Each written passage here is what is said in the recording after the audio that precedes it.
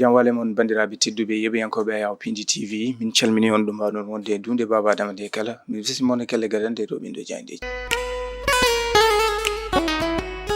aljuma nogas e tati lewru mai 2025 bisimilla mon kelle gadande ɗo ɓindo jayndeji puɗortoɗen ko jayndi gendire leydi Sénégal jayndi le soleil ɓe garti koye production du gaz naturel liquéfié de la phase 1 de GTA 20 à 25% destiné au marché domestique ɓe garti koye banggue gon wero gaz dendal hakkude leydi Sénégal e leydi Mauritanie yillima toon hanki horejo leydi Sénégal kamɓe horejo leydi Mauritanie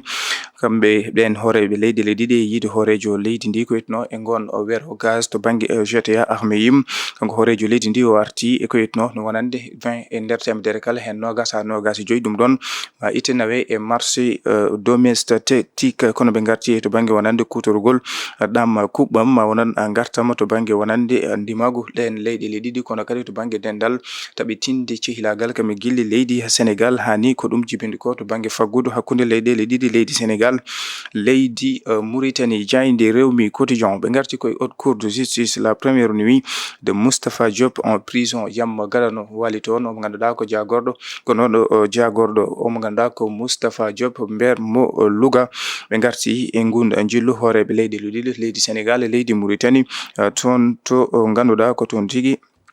ɓe tawetno hanke o toon to grande tortue mo Ahmeyim tawi ko ƴewtade gon wero gaz dendal leydi Sénégal kam e leydi Mauritanie jayde l'évidence ɓe garti koye notoyogol landa APR ko yitno noon e nden yewtere gendiri ñande nogas e jeetati lewru ma on dialogue national kono ɓe garti e Moustapha Diop tawtoyoyde omo ganduɗa ko kay tigui woni Aissatou Sophie Gladima Moustapha Diop en mouton de Tabaski e yiide jayde l'évidence jayde point actu ɓe garti koye les faits de la valse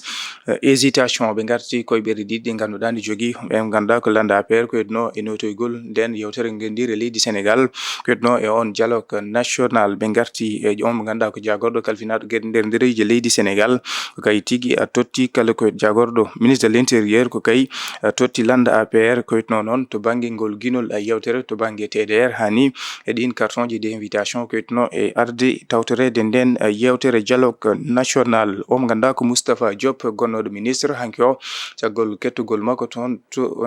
commission d'instruction bo cour de justice Moustapha Diop wonama placé sous mandat de dépôt de tribune ɓe garti koye la création d'une CENI dans le circuit ɓe garti koye cour suprême ko kañum waɗi annulé ɓen ɓe ganduɗa ko membre uji Sénat tawi gaddarno ɗum ko Macky Sall ɓe garti kamɓe tribune e Moustapha Diop caggal hanki o nde hetta wonama placé sous mandat de dépôt e yiide jayde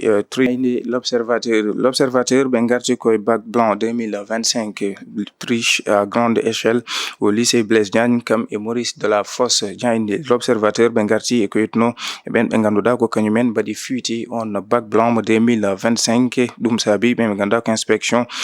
académique ƴetti hen pellite nawde gueɗe ɗe e lawol hani ɓen ɓe ganduɗa ko inditortoɗo ka Guèye e on mo ganduɗa ko kay tigui woni agent bo mairie de la ville de Dakar ko kañumen ne wayno mbaɗiɗen golle kamtorinde lawol fawama e mabɓe ɓe garti Moustapha Diop caggal audition makko toon to commission bo haute cour de justice kanko Moustapha Diop ne wayno o waɗama placé sous mandat de dépôt e yiide jayde l'observateur jayde direct news ko hen ɓe garti Moustapha Diop le juge rejette sa caution de 950 millions kanko mo ganduɗa ko juge ko kanko salti on caution mo 1,9 millions e copreje men franc CFA yiide o mo ganduɗa ko maître Oumar Youm goto e hujjukinantoɓe kanko Moustapha Diop holliti wonande caggal nde Moustapha Diop ari toon rewrono ko 2,5 millions ɗum ɗo noon hollita tan ko galungo hebno ko yetno e tottide ɗin maskuji kono noon ɗum arti hani e 1,9 millions e copreje men franc CFA woni ko rewra e yiide jayde direct news jayde vox populi ɓe garti koye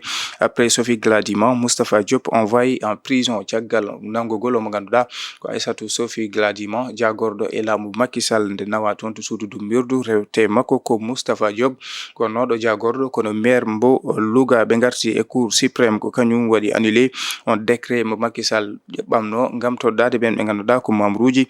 toon to Sénat ɓe garti e APR ko yitno noon to banggue notoygol on dialogue nden yewtere gendiri ñande nogas e jeetati lewru mai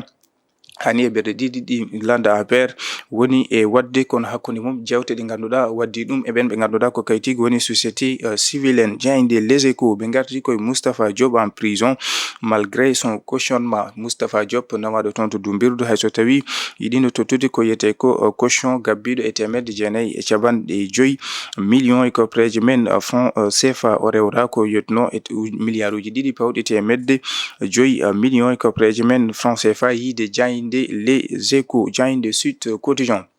ɓe garti koye mandat de dépôt pour mauvaise gestion des fonds Covid-19. Moustapha Diop rejoint gladiment. ɓe garti kamɓe Sud Quotidien koye kanko Moustapha Diop caggal nde o hetta e alkamisa nogas e ɗiɗi lewru hanki o toon to commission d'instruction mo haute cour de justice. Kanko Moustapha Diop waɗama placé sous mandat de dépôt o tawti on mo ganduɗa ko kay tigi woni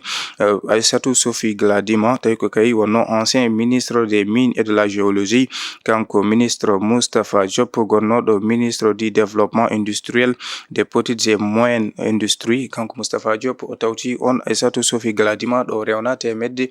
jeenayyi e capanɗe joyyi millions e koppareje men franc CFA. Jayde Le Quotidien ɓe garti koye Moustapha Diop baɗaɗo sous mandat de dépôt de la lumière à l'ombre. ɓe garti e kanko Moustapha Diop ɗon ɗo ganduɗa ko gonnoɗo e ɗo jeynugol hande o arti e niɓɓere to naati toon to suudu Dumbirdu. Kanko ancien ministre de l'industrie o rewra ko détournement de 950 millions o rewra koye dirtinde koppareje gabbiɗe e temedde jeenayyi e capanɗe joyyi millions e koppareje men franc CFA yiide jayde Le Quotidien. Bandiraɓe tedduɓe e biyankoɓe AYOP TV, ɗum woni komin doɓannomon e galle gaɗande roɓe nde jayde subaka hande o adi men ko altine janggo so hawre welede Allah.